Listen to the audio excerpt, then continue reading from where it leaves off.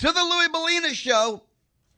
Everybody hold hands. Nah, that doesn't work. Everybody grab a beer. That's much better. And raise a glass, because we've made it.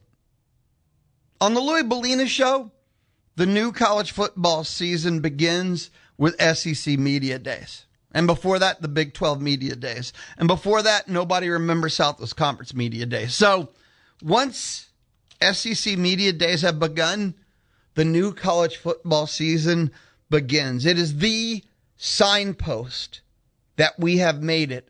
So all of us have gathered today here on the Louie Bellina Show, presented by CC Electric, to celebrate, honor, recognize all things SEC. The way and I'm Louie Bellina, hi, hello, and welcome. The way I honor SEC Media Days is that we will hear every single coach the Aggies are going to square off against. What did they say at SEC Media Days? Next week, we're going to hear one player from each team the Aggies are going to square off against from SEC Media Days. So it's a 2-week-long festival celebration, and we have made it together. You're going to hear quotes. You're not going to hear a lot of fighting words. Some of the players, that's really what will carry the day. Players, head coaches don't say a lot. They don't make a lot of headlines. The top comments they'll say that will get quoted will involve NIL or scheduling. Players will say things that'll make you go, oh, really? I could not be more excited. Did you know that today, all 4 teams at SEC Media Days are people that A&M will square off against? Missouri, Oklahoma, Kentucky, and Tennessee. A&M goes hand-to-hand against all 4. Missouri, Oklahoma, Kentucky, Tennessee. So, for A&M football 2026, big day. And during the course of the week, we will hear from all the head coaches. Next week, we'll hear from a player from each team. That's how we do SEC Media Days here on the Louie Bellina Show. I sit inside the Charles Schwab studio. Today is Monday. At 11:30 and 5, a listen-in, toughest schedules for the 2026 season. Yes, A&M's on that list. At 12 o'clock, straight up, probably 91% sure, a listen-in, SEC Commissioner Greg Sankey kicked off SEC Media Days with a State of the Union address. We will listen in. At 1 o'clock, it is the first of several visits with Brett Ciancia. He's been on the show before. You've probably heard of him. He's with Pick 6 Previews. Their magazine is kind of the best in the business. Not going to lie to you.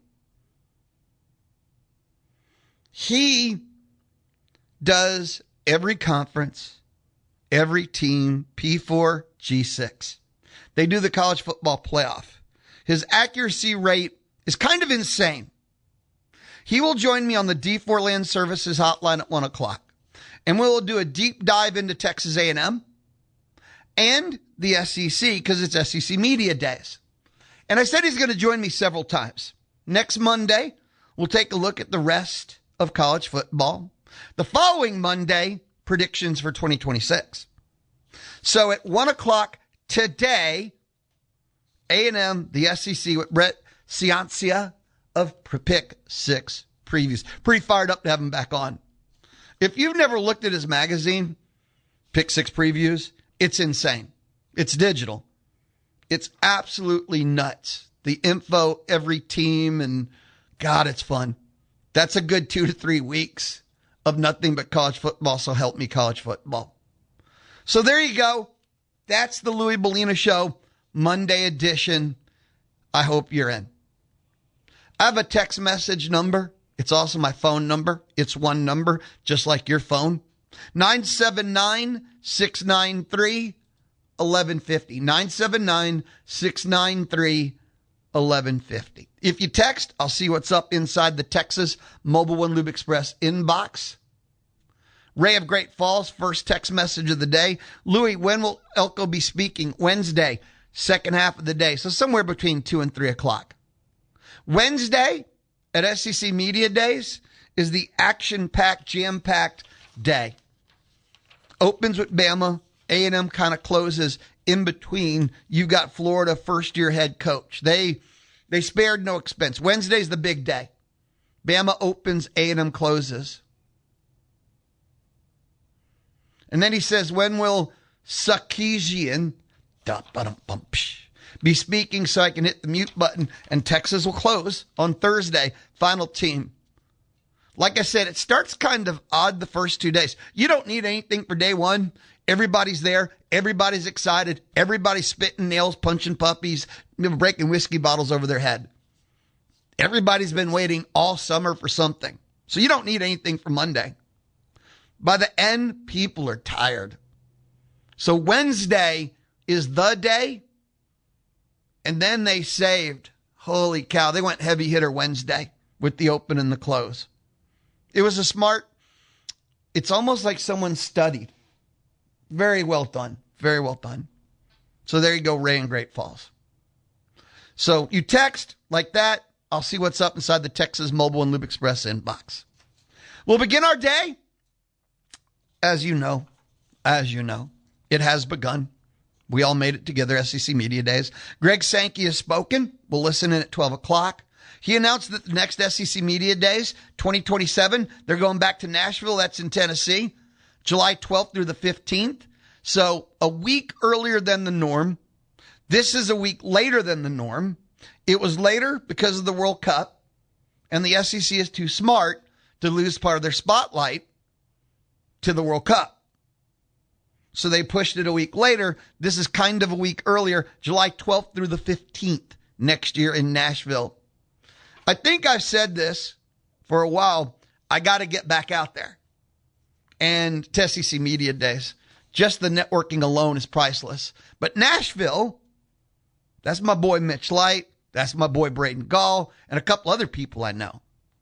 So I already have a goal for 2027. Get back out to SEC Media Days. Hang out with Mitch. Hang out with Braden. By the way, I had to look this up. Thursday, LSU Lane Kiffin, the ultimate talker. And it ends with Sarkisian in Texas. Great day. But Greg Sankey will listen at 12, but the announcement came in. 27 is Nashville. And we'll hear everything else he had to say. State of the Union at 12 o'clock.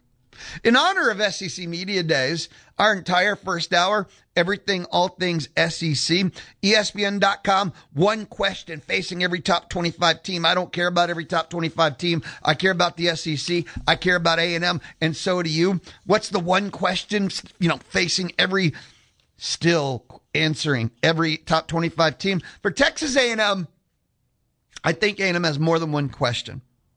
We could do a priority ranking of the question. I don't even know how to do that. There's several questions that can be fatalistic to the season. Will the O-line come together? If no, season's already over. Will the front seven for the defense, because it's a revamped D-line, and the linebacker question. It kind of wasn't good enough the past 2 years. No, or is that not fair? It was barely good enough. And then the injuries kind of derailed. And you are going with an all-new D-line. So you've got two lines of scrimmage that are question. Either one doesn't come together, you're not going back to the CFP. But yet, every time you talk about A&M, Marcel Reed is the second or third comment. He's the most common denominator. And for ESPN.com, can a first-time play caller elevate Marcel Reed and keep the Aggie offense rolling? The bizarre thing about the Marcel Reed conversation, I don't know if they elevate Marcel Reed. That was the word, elevate. I just think he has to be 1 year better. Simplest thing in the world. He went from year 1 to 2 and made great strides. And year 2 to 3, he just has to make strides again. That's all he has to do. I don't know if you had to get a play caller he was familiar with and a quarterback's coach that he knew too. They set up an environment for him. Many of the decisions, I don't know if they were the only factor, but you look at the decisions that were made, they were all made with Marcel Reed in mind to give him the maximum potential for growth from year 2 to 3. Every decision. When all he has to do is make the same, I'd argue, natural growth pattern from year 2 to 3. I know the mistakes he made. You know, he know, Elko know. It's all right there on tape. It's not like you have to dig. But for Marcel to elevate, he just has to be another year better, another offseason of work. But what's interesting is the potential for exponential growth, not natural growth, is there with the decisions they did make from OC to quarterbacks coach. He can be more than just one offseason better because of every decision made. Elevate. If he doesn't elevate, I personally feel that it will be a colossal, disastrous, epic failure because of the decisions that were made to elevate someone that knows him, he knows, someone that's been around him his whole A&M career in a Holman Wiggins, right? And a quarterback's coach that is Marcel friendly, Marcel trusted. He knows, like, it would be a waste of many of these decisions.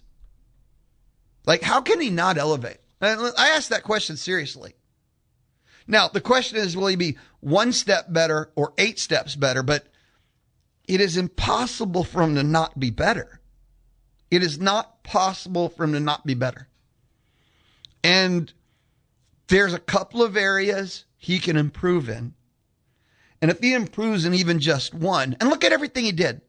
I know the last 2 games have put pain and stain into the memory. But if he gets better, if he eliminates one, he just doesn't turn the ball over anymore. Or he's better down to down. Pick one. How much better is he actually? And I think it's quite a bit. So the challenge for Marcel is not this impossible mountain to climb. Now, what can prevent anything I said from being true? The offensive line doesn't get it done. Tyree Adams can't play left tackle, and they don't have a left tackle in the system. The cornerstone of any O-line. I mean, there's things. I know I make it sound simple. I'm going off the premise that O-line's not an issue because Adam Cushing is a bad man. He can make, if you give him talent, he could take it from there. Don't know if there'll be a top 10 unit in the country, but I don't think that there'll be a problem in O-line. That's my premise. That's the thought in my head. If you give him players, he'll give you an SEC unit. I'm good with that concept. Something to give you a heads up, and this is from looking at All-American list, all SEC lists, top 10 by units. The stuff we've done all offseason, right? A&M's offensive line is going to basically face 3 to 4 of the top pass rushers in the entire country on their schedule. And it doesn't matter if it's like Dylan Stewart or they've got challenges. But 3/4, OU's got one, South Carolina's got one, Texas got one. There'll be challenges ahead. But for ESPN.com, what's the one top 25 question for Texas A&M? Can a first-time play caller, and it's weird. I know it is a question. That's legit. Nah, I'm not worried about Holman Wiggins. Holman Wiggins, if you think about his resume, I know he hasn't called plays. And until you do it, you should question it. That's fair. That's what I do. But when he's at Alabama, how many different offensive minds came through there? Like, how many influence does he have to draw on? Like, his mentorship leading up to this is actually quite impressive. So, I don't know. Well, if he can't, he can't. But unless he can't, he can be really, really exceptionally outstanding good. Good resume. If we're looking at Texas, same question, the Longhorns. Will Texas' offensive line be improved? And the answer is absolutely yes, because they were bad last year. And I don't know how good Texas O-line will be. This offseason, everything I've seen told me they're a top 3 to 5 unit in the country. That's not just improved. That's vastly improved because they weren't good last year. At one point, they might have been considered acceptable, but that's about the high end of what they accomplished last year. They went out and got that Wake Forest right tackle, Melvin Siani. He did not allow a sack all of last year. And when they got these tackles, they quit using converted guards, so their interior got insane good. And they already start with the All-American, Trevor Goolsby, as a tackle. They have an All-American guard, All-American tackle, went out and got a right tackle who didn't give up a sack all year. So it's a weird question to have about Texas with their O-line play being. It is.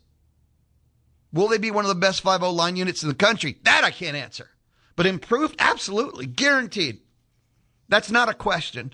Will it be average, above average, or the top 5 unit in the country that I keep seeing projected where I kind of raise my eyebrow and go, are they going to be that improved? But they went out in the portal again, and they picked up an All-American guard from Western Kentucky, All-American. The Wake Forest tackle didn't give up a sack all last year. Start with Trevor Goolsby, he's like a first-round NFL pick. So you see the moves they made. If the problem is Sark, it doesn't matter. If the problem is the O-line coach, it doesn't matter. So now we're going to find out if the problem was talent or coaching. That's the thing with the team this year. And you keep seeing Texas or bust. Sark's coaching grade has went down for 3 straight years. Sark in the red zone. All those questions. Well, the excuses are gone. When he fired his D coordinator last year, he fired the wrong coach. He had to fire someone. I don't know who he was trying to appease. But guess what? He's got no more excuses. So for Texas, this year will answer, is Sark the problem? Because you can't blame his tools anymore. Good craftsman never blames his tools. Well, that's what this year is for Texas. If they don't get it done, players are not the problem anymore. Seriously, if you look at the roster, they have everything. That $45 million roster, there is not a hole player-wise. So now we find out if Sark is the problem or not. I need a break. Look, we're talking all SEC, hour 1. SEC Media Days have begun. Oh, we celebrate them here on the Louie Bellina Show, presented by CC Electric. It is, well, the Louie Bellina. I just said that on the Zone. The Money Machine Back to School. It's your chance to win $5,000, and it starts July 27th. Thank you so much. The Louie Bellina Show from inside the Charles Schwab Studio, Monday edition, just beginning, just like SEC Media Days. Again, congratulations, everybody. We made it. The new season begins now. No more way too earlys. No more way anything. My version of the college football universe, the new season begins with SEC Media Days. Again, every team speaking today, A&M squares off against in the upcoming season. Every team speaking today, Missouri, OU, Tennessee, and Kentucky. A&M will square off against the season. On the Louie Bellina Show, presented by CC Electric, we will this week listen to every coach the Aggies will square off against, and I will tell you that kind of goes into Monday of next week. I mean, that's 9 coaches now. Whew, that's a lot of coaches. And then next week also we'll hear from one player from every team that A&M will square off against. 2 weeks. And then A&M players should report end of next week and start practicing maybe that weekend, something like that. Tentatively, that's the schedule. Quick text message, J84. Oh, happy belated birthday.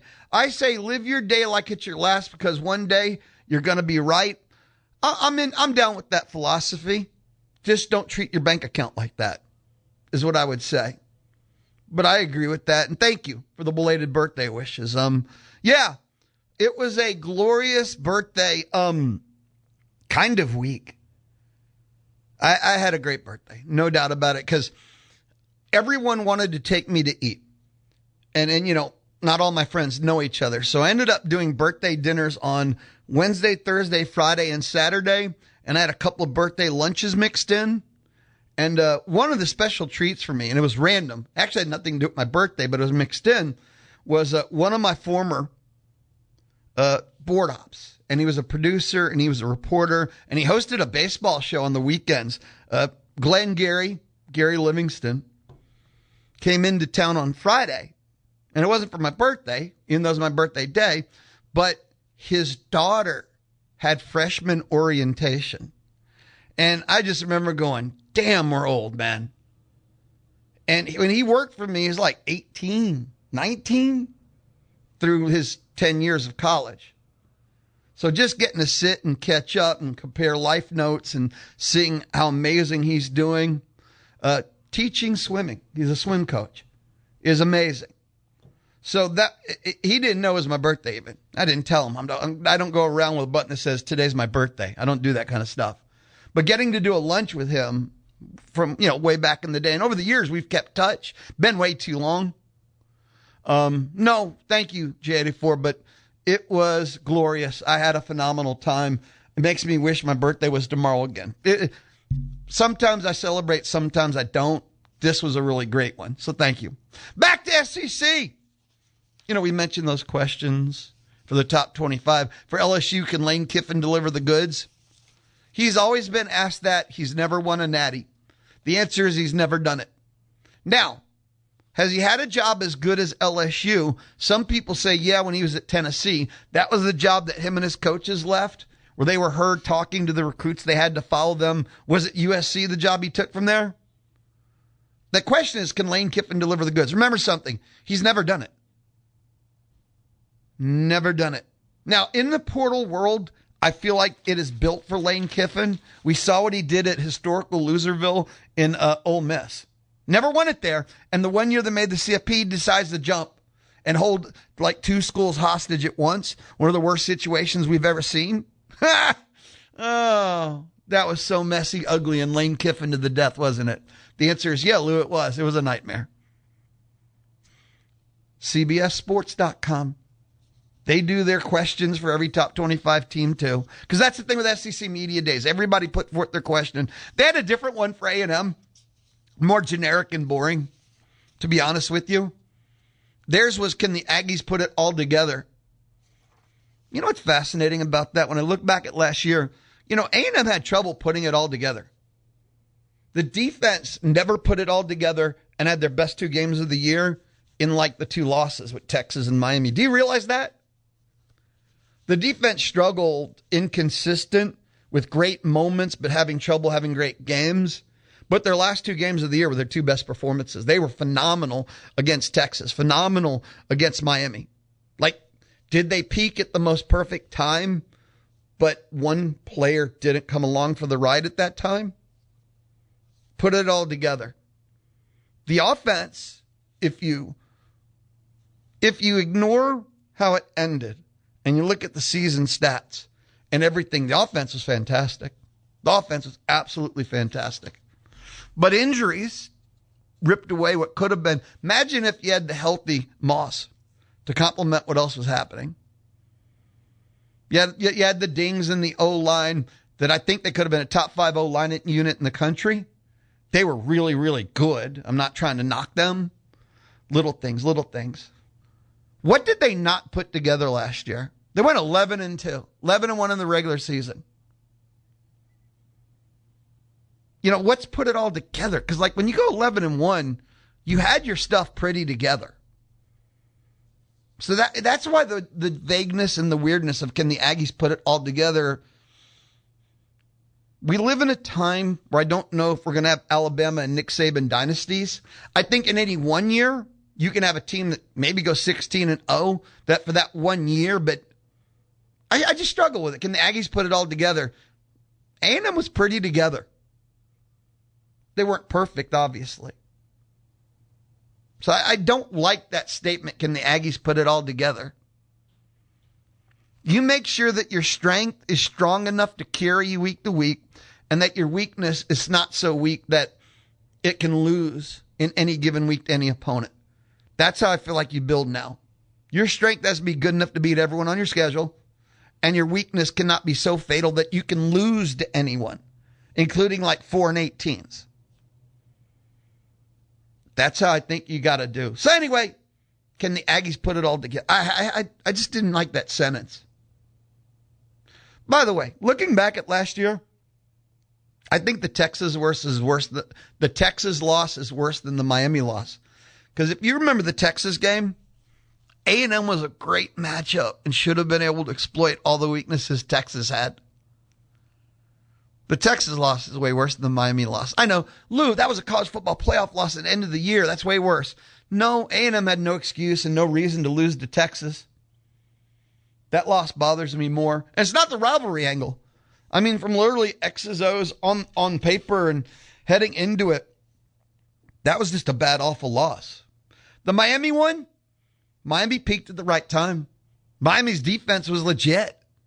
But on a matchup, no, losing to Texas was the bad loss. Miami wasn't a bad loss. It was a bad performance, but Miami was legit. Texas was not. Moving on. Oh, CBSSports.com for the Texas.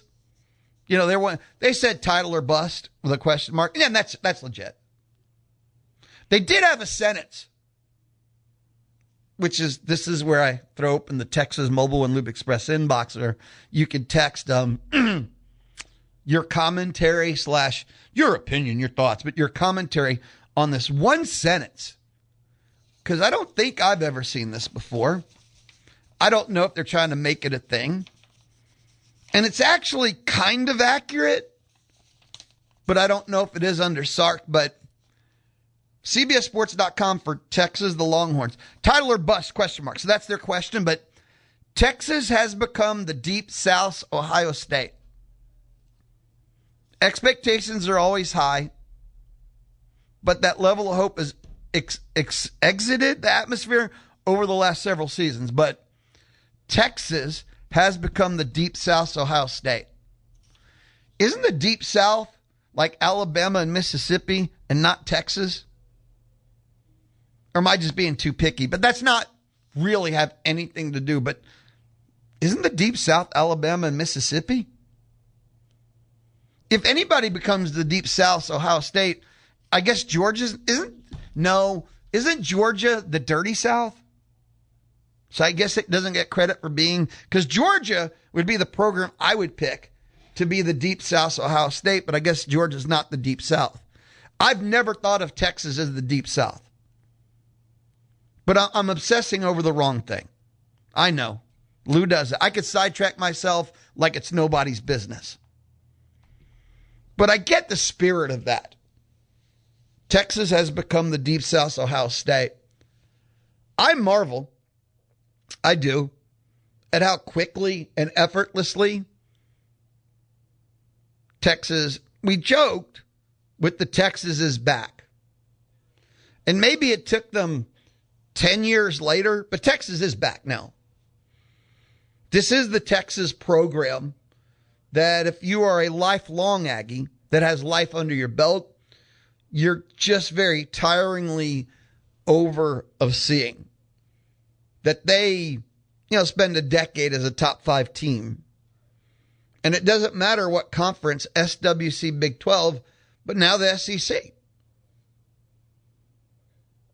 And it took them 0 years because their first year in the SEC, they played in the title game and made the CFP and won a game in the CFP. And now this is year 3 for them in there, and they'll start the year in the top 3. No, they haven't won anything yet. I didn't say that. But still, for them, it's just a matter of open the pocketbook and abracadabra, bam, top 5 team. It took them zero time at all to make it happen. Texas has become the Deep South Ohio State. Hadn't thought of that. I get the point of that. It's probably right, too. 979-693-1150.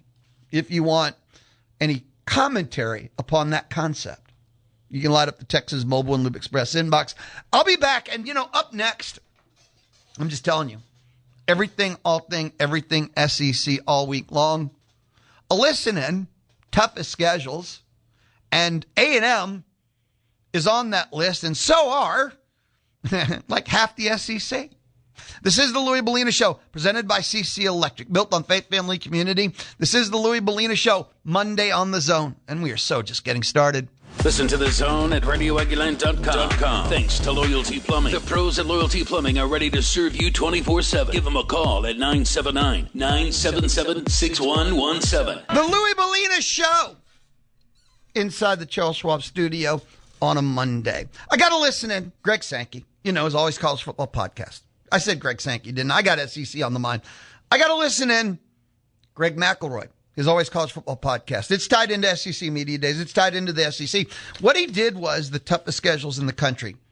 Listen in, because A&M makes this list right off the bat. This is part one of the listen in. Matter of fact, there's a whole lot of SEC on this list. Who has the hardest schedule in college football this year? If you ask some of the smartest strength of schedule models in the sport, you'll get three different answers. You can ask Bill Connolly, for example, who does the S&P Plus strength of schedule model. He does it at ESPN. He says it's Texas right now. You can look at the College Football News, who went 1 through 138 from their spring formula, and they lean towards Arkansas. You got Phil Steele when looking at a win-loss record, which is maybe a little bit more old school, but still effective nonetheless, says that one of the hardest schedules in America belongs to Bill Belichick's North Carolina. So you got Texas, Arkansas, North Carolina, three different number ones, three different publications. It's not a glitch. This is the whole point of today's show, because schedules in this sport are not distributed like playing cards anymore. They're distributed like weather. Some teams get a nice, long, warm September, and then boom, in November, it falls off a cliff. And then some teams get handed a 12-week hurricane, and you got to go win 10 games, or the playoff committee will leave you out before you even have a chance to defend yourself. There are only 12, maybe 13 games on the college football calendar. We know the NFL plays 17, right? The old adage of, well, it's an 8-8 league when it was a 16-team schedule. Now it's 17, but every single week, anyone can win. Well, we play 12, and half the sport still stares at the shiny record instead of potentially the nasty slate that produced it. And we've seen this a million times. We've had this debate 1,000 times over. We've seen an 11-1 team that had a really soft draw that is in the college football playoff, whereas a 9-3 team that came through a meat grinder, even though the resume and the win-loss record not the same, but guess what? The 11-1 team's probably going to get the benefit of the doubt, regardless of how difficult their run might have been. And in the 12-team playoff era, well, we wanted the committee to finally acknowledge strength of schedule, but I don't know if they will. They have yet to do that, at least up to this point. So today, we're going to be touring the Hurricanes. And that's not necessarily Miami, by the way. We're going to talk about the 3 or 4 hardest pass in the SEC. We're going to talk about the 3 or 4 hardest pass in the Big Ten. A couple of the nastier paths in the Big 12 and the ACC that could decide some seasons. I pulled some film. I pulled the slates. I checked the road trips when they're happening. And I promise you, by the end of this, you'll probably look at a couple of preseason top 10 teams and you'll think, that schedule, they might be top 10 on paper with their personnel and the way they've recruited and their coaching staff's continuity and all that sort of stuff. But you look at that schedule, man, that's a big test, a really big test to navigate through that thing unscathed. And then you might look at some other teams, and we'll do an most gettable schedules a little later this week. Some of those look a little bit like a spa day. So let's start where the pain lives, and that's in the SEC. We will kick things off there. Now, the SEC did not have the highest end superstar rosters last year, right? The Big Ten did. What the SEC has had the last few seasons, just from top to bottom, is a lot of depth that turns every single Saturday into a bit of a survival exercise. But there are 4 teams that drew the version of a schedule in this league that are going to keep their coaches up at night. All right, we'll start with the Texas Longhorns. I think you could make a case it's one of the hardest schedules in the country. And depending on which preseason poll you read and how these end up, by the way, because we as media members, it's our responsibility to adjust how difficult the schedule is based on what the teams become, not because of what we thought they were going into the season.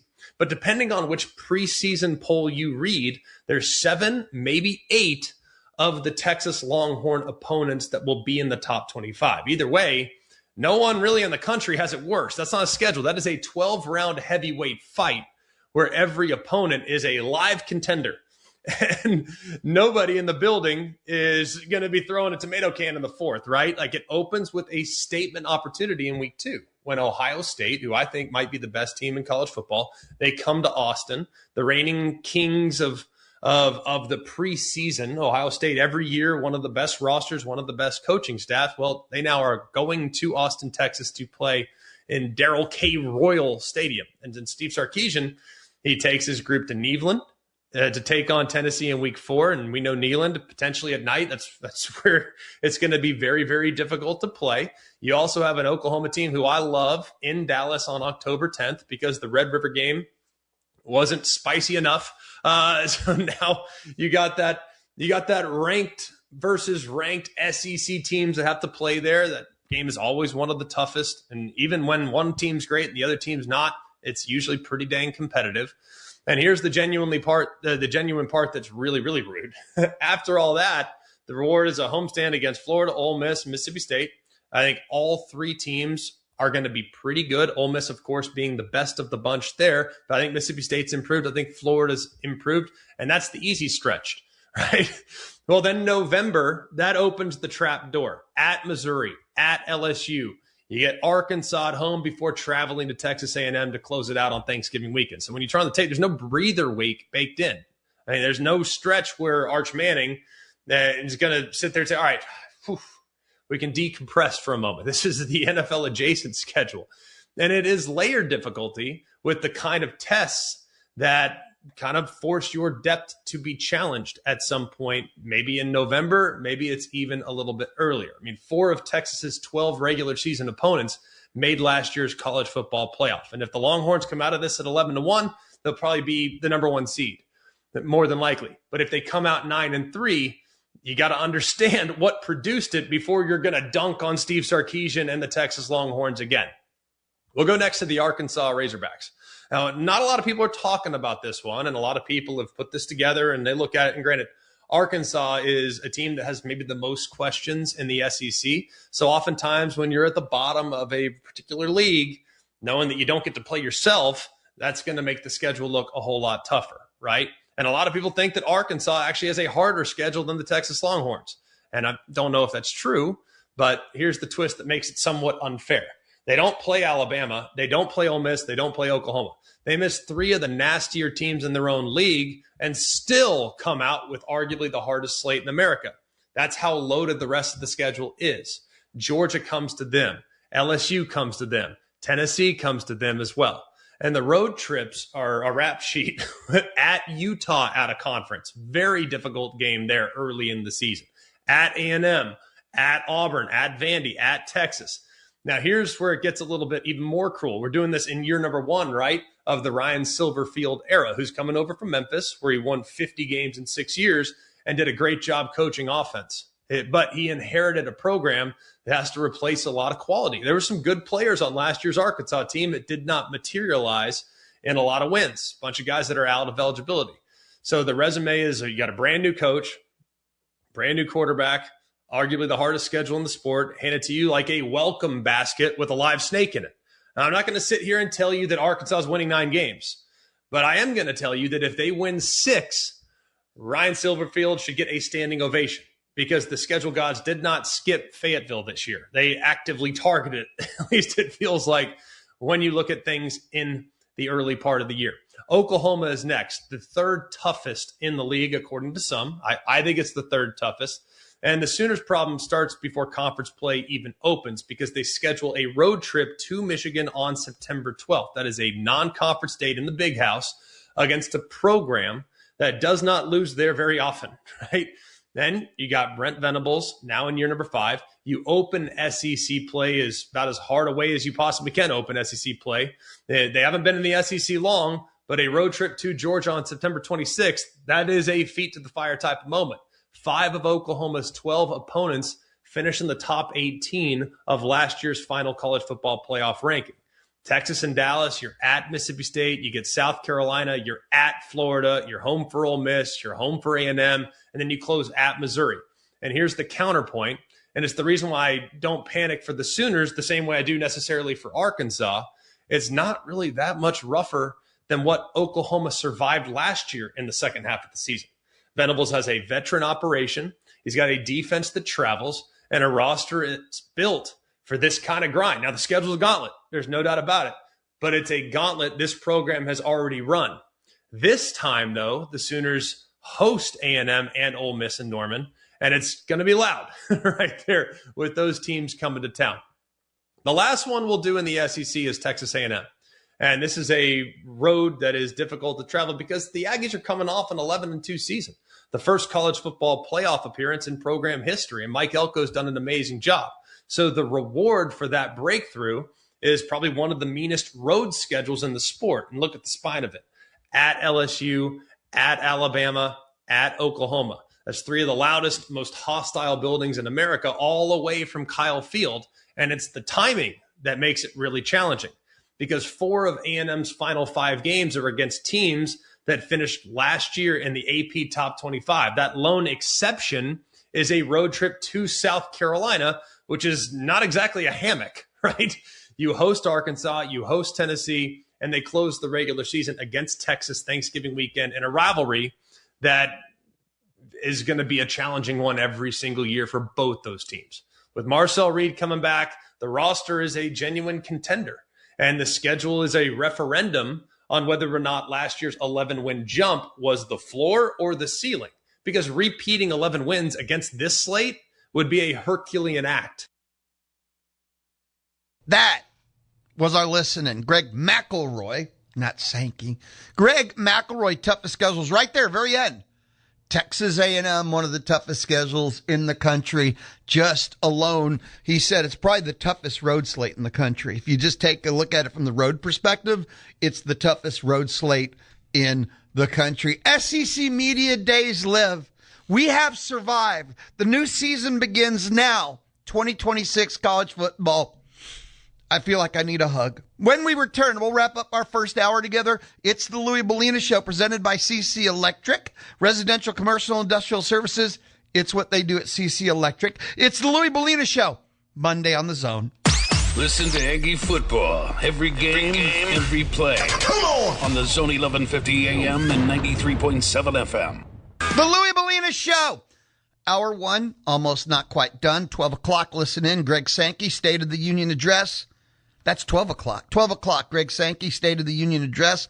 A listen in at 1 o'clock, the first of several visits with Brett Ciancia of Pick 6 Previews. And today at 1 o'clock, when he joins me on the D4 Land Services Hotline, A&M, the SEC. A&M, the SEC. Looking forward to it. Brett kind of rocks. So that's going to be a lot of fun. We're going to wrap things up. Lifestyles portion of the Louie Bellina Show. This day, July 20th in history. In 1881, that's a long time ago, like 145 years, Sitting Bull surrendered to federal troops. He had been a fugitive since the Battle of Little Bighorn that had happened about several weeks prior. On this day, July 20th in 1944, which was 82 years ago, President Franklin Roosevelt was nominated for an unprecedented 4th term at the Democratic National Convention in Chicago. He won the election, passed away 11 weeks into his 4th term in April of 1945. On this day in history, 1965, 61 years ago, Bob Dylan's Like a Rolling Stone was released. Became his first major hit. On this day in history, 1969, July 20th, 1969, that's 57 years ago, Neil Armstrong, Buzz Aldrin became the first men to walk on the moon. It happened at 10:56 Eastern, so 9:56 p.m. Central American Louie Bellina time. Neil Armstrong, Buzz Aldrin walked on the moon. First men to walk on the moon. 57 years ago, July 20th, 1969. If we go to the year 1973, July 20th, 53 years ago, Martial arts legend Bruce Lee passed away unexpectedly at the age of 32. And it was just a couple of weeks, 2-3 weeks before the release of Enter the Dragon. The official cause of death was brain edema. Man. This day, July 20th, 1994, 32 years ago, O.J. Simpson put up a $500,000 reward for the capture of his wife's real killer. Great moments in history, that is. And then finally, this goes out to the sci-fi people. On this day, July 20th, 2005, 21 years ago, James Doohan, Scotty from Star Trek, I need more power, Scotty, passed away at the age of 85. So some of the moments, the great moments, this day in history, July 20th. I'll be back. Greg Sankey. This is the Louie Bellina Show on the Zone.